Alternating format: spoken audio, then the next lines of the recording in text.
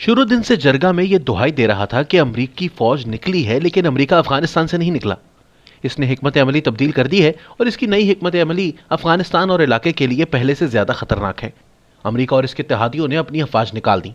दूसरी तरफ इनका इत्तेहादी अशरफ गनी अचानक और पुरअसरार तौर पर काबुल छोड़कर चला गया। चनाचे तालिबान को अपने मंसूबे से 5 माह कबल काबुल में दाखिल होना पड़ा। एक मुस्बत पहलू यह था कि बगैर किसी बड़ी जंग और खूनरेजी के अफगानिस्तान में इंतकाल इक़्तिदार हो गया। एक और मुस्बत पहलू यह है कि जंग का खात्मा हो गया और मजमूई तौर पर तालिबान के सख्त कंट्रोल की वजह से अमन भी आ गया। जिस तरह अफगानिस्तान खिलाफ तवक्को अचानक तालिबान की झोली में आ गिरा, इसी तरह खिलाफ तवक्को अब की बार तालिबान ने तमाम मुखालिफिन के लिए आम मुआफ़ी का ऐलान किया। मिसाली नहीं, लेकिन खवातीन और मीडिया से मुतालिक भी अब की बार इनका रवैया मुख्तलिफ था। लेकिन सबसे बड़ा मसला पैसे और रोजगार का आ गया। अमरीका और इसके इत्तेहादी हर साल अरबों डॉलर अफगानिस्तान में खर्च कर रहे थे। बेशक इनका बड़ा हिस्सा जंग और करप्शन की नजर होता था, लेकिन वो पैसा किसी न किसी शक्ल में अफगान मार्केट में गर्दिश कर रहा था और गुज़िश्ता साल के दौरान भी अफगानिस्तान के अफराते ज़र और जीडीपी के इंडेक्सेस पाकिस्तान से बेहतर थे। अमरीका और नेटो के इनखला से वो पैसा अफगान मार्केट में आना बंद हो गया। दूसरी तरफ बेशतर पैसे वाले लोगों, जिनमें ज्यादातर करजई और अशरफ गनी दौर के हुक्मरान थे, ने अपना पैसा बैरून मुल्क मुंतकिल किया। तालिबान ने अब की बार आम मुआफ़ी की पॉलिसी अपनाई, लेकिन इनके माजी के खौफ की वजह से जहानत और फन के हामिल प्रोफेशनल्स की बड़ी तादाद भी अफगानिस्तान से निकल गई। इब्तदा में तालिबान को बैंक भी बंद करने पड़े और कई दिन तक सरकारी दफातर में भी काम ना हो सका, जिसकी वजह से मईशत का पहिया जाम हो गया। गुज़िश्ता बरसों में अमरीकी अफगान हुकूमत के 1 मिलियन से जायद सरकारी मुलाजिमीन की तनख्वाहें अदा कर रहे थे, लेकिन तालिबान के आते ही उन्होंने वो सिलसिला बंद कर दिया, बल्कि अफगान हुकूमत के असासे भी मुंजमद कर दिए, जिसकी वजह से तालिबान हुकूमत दुनिया के साथ इस तरह तिजारत भी नहीं कर सकती जिस तरह के गनी हुकूमत किया करती थी। चनाचे अफगानिस्तान में बदतरीन मुआशी बहरान और इंसानी अलमिया जन्म ले चुका है। अमलन सब ममालिक बशमूल अमरीका, चीन और रूस के राब्ते में है, लेकिन बाकायदा तौर पर अब तक किसी भी मुल्क ने तालिबान की हुकूमत को तस्लीम नहीं किया। अमरीका की ज़ेरे क़यादत दुनिया का मुतालबा है कि तालिबान सब धड़ों पर मुश्तमिल जमहूरी हुकूमत कायम करें, ख़वातीन के हुकूक को यकीनी बनाएं, वगैरह वगैरह। लेकिन दूसरी तरफ तालिबान का इसरार है कि वो ये तमाम तकाजे पूरे कर रहे हैं। गुज़िश्ता रोज़ तालिबान हुकूमत के वज़ीर ख़ारजा अमीर खान मुत्तकी को इस्लामाबाद में बराह रास्त सुनने का मौका मिला।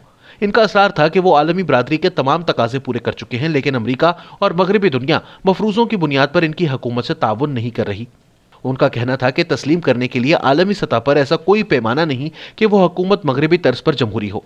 उन्होंने कहा कि दुनिया में शख्सी हुकूमतें भी हैं, ख़ानदानी आमरीयतें भी हैं, फ़ौजी डिक्टेटरशिप्स भी हैं, कम्युनिस्ट निज़ाम के हामिल ममालिक भी मौजूद हैं और शरई कवानीन पर मबनी निज़ाम रखने वाले ममालिक भी। इन सबको दुनिया ने तस्लीम किया है, सब अक़वाम मुत्तहिदा के मेम्बरान हैं, और अंदरूनी निज़ाम या तब्दीलियों की वजह से किसी मुल्क की हुकूमत को तस्लीम करने या ना करने का सवाल ही नहीं उठाया जाता।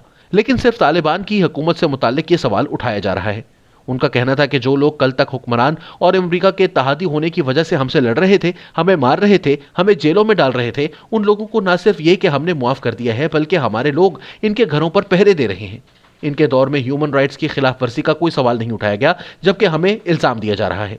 मुत्तकी साहब का कहना था कि दुनिया में कहीं ऐसी हुकूमत नहीं जिसमें सियासी मुखालिफिन भी साथ शामिल हों। क्या जो बाइडेन अपनी हुकूमत में डोनाल्ड ट्रंप को शामिल कर सकते हैं? क्या किसी और मुल्क में सियासी मुखालिफ की हुकूमत में शामिल होने की कोई मिसाल है? लेकिन हमसे कहा जा रहा है कि हमारी हुकूमत तब इंक्लूसिव होगी जिसमें हम अपने साथ उन लोगों को शामिल कर लें जो न सिर्फ हमारे सियासी हरीफ हैं, बल्कि कल तक बमबारियों और टैंकों से हमें मार रहे थे। ज़ुबान के लिहाज से देखें तो हमारी हुकूमत में उज़्बेक भी हैं, ताजिक भी और पख्तून भी। इलाकों के लिहाज से देखें तो हमारी हुकूमत में पंजशीरी भी हैं, मज़ार शरीफ वाले भी, बदख्शानी भी और कंधारी भी। लेकिन फिर भी हमारी हुकूमत को इंक्लूसिव नहीं माना जा रहा। हमारे साथ मसला पैसे का है। जूं वसाइल आ रहे हैं, इस हिसाब से आगे बढ़ रहे हैं।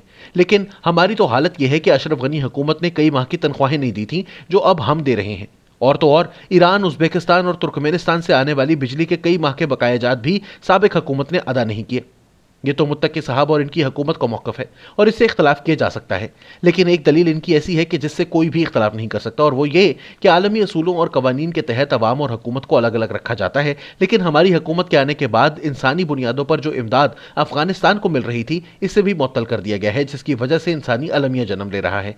लगता यह है कि अमरीका जो काम ताकत के जरिए ना करवा सका, अब वो चाहता है कि खित्ते में अपने वो मकासद अफगानिस्तान को इक्तसादी तबाही और एनआरकी से दो चार करके हासिल करे।